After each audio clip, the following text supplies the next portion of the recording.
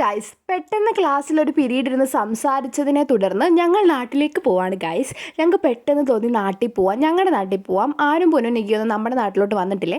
അപ്പോൾ ഞങ്ങൾ വിചാരിച്ചെന്നാൽ നമുക്കൊരു ട്രിപ്പ് തന്നെ ആക്കിയേക്കാന്ന്. അങ്ങനെ നമ്മൾ കോളേജിൽ നിന്ന് പെർമിഷനൊക്കെ വാങ്ങി ഇറങ്ങി.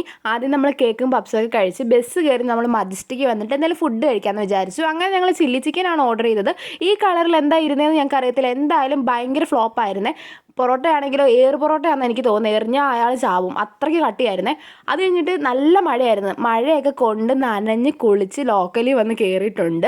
അത് കഴിഞ്ഞിട്ട് ആദ്യം നമ്മൾ താഴെ ഇരുന്നു. പിന്നെ നമ്മൾ വിചാരിച്ചു മേളായിരിക്കും സേഫ്, അപ്പോൾ കിടക്കാമല്ലോ എന്ന്. അങ്ങനെ മേളിൽ കയറി നമ്മളെല്ലാവരും കൂടെ. എന്നിട്ട് കുറേ നേരം സംസാരിച്ച് നമ്മൾ മുറുക്കൊക്കെ കഴിച്ചു.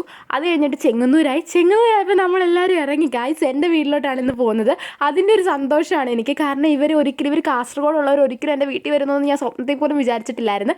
ആ ഒരു എക്സൈറ്റ്മെൻ്റ് ഒക്കെ കൊണ്ട് ഞങ്ങൾ വീട്ടിലോട്ട് ചെന്നിട്ടുണ്ട്.